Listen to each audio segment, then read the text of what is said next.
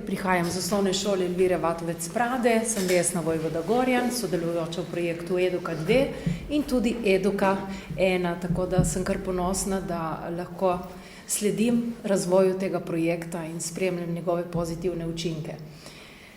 Tako bi začela. Torej, italijanščina je na tem območju, narodnostno mešanem območju Slovenske Istre, jezik, ki se ga v šoli učimo kot drugi jezik oziroma jezik okolja.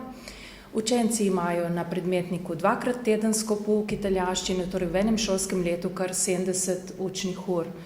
Nadejamo se, da se te ure italijanščine poznajo, torej moramo se maksimalno vsi potruditi, da te ure kar se da dobro unovčimo in da otroci res na koncu razvijajo neko sporazumevalno zmožnost. To je naš osnovni cilj. Začela bi z učnim načrtom, ki je osnovni dokument, na katerem temelji poučevanje italijanščine. Zelo nas nagovarja k temu, da se zavedamo navzočnosti govorcev italijanskega jezika v našem prostoru, torej te etnične manjšine, italijanske skupnosti, in imamo torej resnično priložnost, da naši otroci živijo to italijanščino in se srečujejo z pripadniki italijanske manjšine. Ta prostor torej spodbuja srečevanje pri vsakodnevnih opravilih in to seveda oblikuje kulturno identiteto posameznika. Otrok postaja bolj odprt, strpnejši, dojema različne kulture, jezike in se privaja k sobivanju, k nekemu sožitju z narodnostno skupnostjo, ki je tudi na našem območju prisotna. Ravno tako nas učni načrt nagovarja k temu, da uvajamo sodobne pristope ter učenčevi stopnji ustrezne in življenjske učne vsebine, ki so v sozvočju z učenčevimi osebnimi interesi in potrebami. Slediti moramo raznim sodobnim usmeritvam. Rekla bi, poudariti moramo 3 vidike: sporazumevalni, medkulturni in pa splošno izobraževalni vidik. Jaz menim, da to učitelji italijanščine zelo dobro udejanjamo. Razumemo, da mora biti jezik resnično v funkciji, da lahko razvijemo sporazumevalni vidik. In tukaj Eduka resnično ponuja možnost, da otrok vstopi v stik z italijanskim mladostnikom, da z njim izmenja kakšno besedo, da zna v restavraciji naročiti hrano v italijanščini oziroma sladoled v sosednjih miljah. In to je resnično tisti konkreten cilj, ki ga tu razvijamo. Medkulturni vidik, kot pravim, sprejemanje drugačne narodnostne identitete in obenem razvijanje tudi lastne. Ter da zaključim še splošno izobraževalnim vidikom, tukaj pa je dostop do teh virov v italijanščini in gradiv, ki ti omogočajo, da svoje splošno znanje širiš ne tako samo v maternem jeziku, temveč tudi v drugem jeziku. Ravno tu smo na naši šoli videli veliko povezavo s projektom Eduka. Vidimo, da se stvari resnično pokrivajo z učnim načrtom, da ta projekt udejanja to, kar naj bi učni načrt italijanščine uspel doseči. Tako da s projektom nadaljujemo, pravim, že v drugo. Vključili smo učence tako matične šole Prade, kot tudi podružnice Sveti Anton, to so petošolci, učenci 5. razreda, ki šele vstopajo na predmetno stopnjo in verjamemo, da je to dobra odskočna deska, dobra motivacija za nadaljne delo.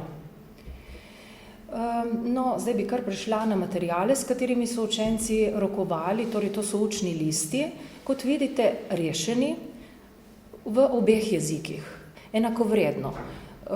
Kljub temu, da ni bilo to, bom rekla, izraženo navodilo, da morajo uporabiti oba jezika, so otroci kar nekako avtomatično želeli spoznati tudi poimenovanja v sorodnem, torej v drugem jeziku. Ponudili smo jim tudi dvojne odgovore, tako da so tu iskali podobnosti, razlike, bom rekla, prišli so do raznih ugotovitev, ko so primerjali tako slovenščino kot italijanščino. Vidimo kar odgovori v obeh jezikih in zanimivo, tudi napake se pojavljajo tako v materinščini kot v italijanščini. Tako da mislim, da imamo kar na obeh področjih še veliko za narediti. Tako. Potem so tu gradiva, bom rekla, kjer so pridobili veliko znanja, tako zgodovinskega, geografskega, torej veliko novih informacij o lastnem in o bližnjih mestih. Tako, tukaj je ena deklica zapisala, zelo je bilo lepo, ne, torej spomnila je razglednico mesta Koper, čeprav čudno, pa sem jo potem povprašala, kako je to mislila in je povedala, ja, nenavadno, ker tega ne počnemo vsak dan, torej je bilo v bistvu zanimiva izkušnja, da je lahko delala v avtentičnem okolju, ne, in to je, pravzaprav bi to morala biti res, bi moral biti to naš cilj, ne, da bi čim več delali v avtentičnem okolju. Povprašala sem jih po vtisih, po delavnici Koper, tako so povedali učenci, bi kar prebrala. Dobro je bilo, samo ni bil moj prijatelj v moji skupini, vidite, ta je bil bolj usmerjen na družbo, ne? Ali pa dobro, ker sem se nekaj novega naučil. Bilo je lepo, sporazumevanje ni bilo dobro, ampak drugače je bilo vsem všeč. Torej je že kritično nekako tudi gleda na svoj jezik oziroma na rabo italijanščine, morda so bile tam že kakšne težavice. Zelo je bilo dobro, igra je bila zanimiva, bilo mi je zelo všeč, kamorkoli bi šel, samo da ne bi bil na šoli. Torej, sami nam otroci sporočajo, dajmo, gremo v življenje. Ne, uporabljamo ta jezik že tako, kot si ga zamišljam, torej v rabi, ne samo naučeno, ampak v rabi. Zelo sem se zabavala in pohvaliti moram, no celo mene je pohvalil tukaj učenec, bilo mi je zelo všeč, najbolj pa igra, všeč mi je bilo, ker smo se zabavali in se nismo tako veliko učili. No, tako, opozarjajo na to učenci, torej njim se ne zdi, da se ob tem učijo. Na tak način je torej učenje spontana dejavnost, ki se zgodi. Ni pa to sedenje ob knjigi. Morda se pa še veliko več naučijo na tak način. Tako, in za zaključek imamo tukaj že prvo pokušino, torej naše interaktivne igre, ki se počasi oblikuje. Rekli bomo, da je šel po vojih, zagotovo bo sledila tem našim trem izhodom, Koper, Milje in Strunjan.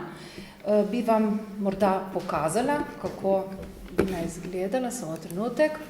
Seveda pravim, je komaj prvi osnutek, ampak toliko, da si lahko predstavljamo, kakšna tipologija nalog bo prisotna, torej tukaj bo učenec lahko zapisal vse svoje podatke, kajti vse to, kar bo izpolnjeval, bo lahko tudi natisnil, torej bo lahko stalo tudi kot neko gradivo, ki ga prilepi v zvezek ali hrani v portfolio.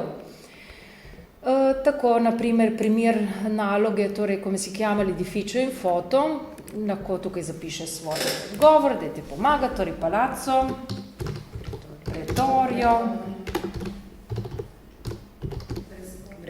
opala, tako, palazzo pretorio, in via.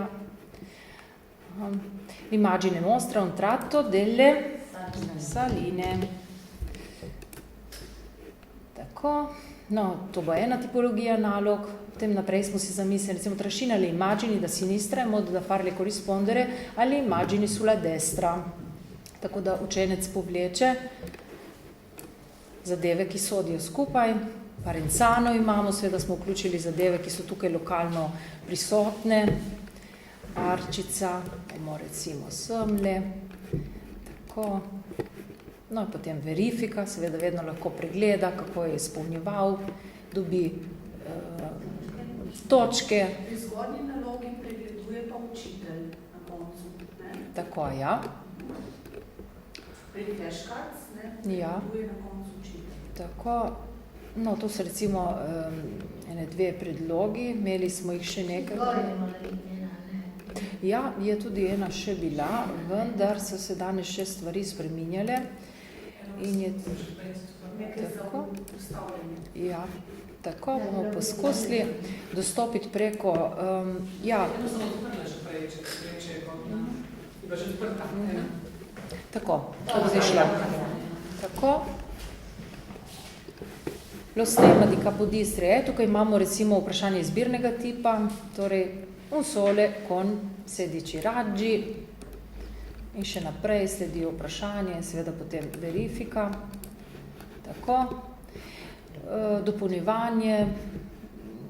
Torej, tukaj imamo tisti izsek iz učnih listov, kjer so spoznavali mesto Koper, più di 4.000 anni fa, c'era nella Baia di Capodistria un'isola solitaria in tako dalje. Izpolnjujejo torej na podlagi informacij, ki so se jih naučili. Zopet možnost preverjanja odgovorov. tole smo že, to tudi.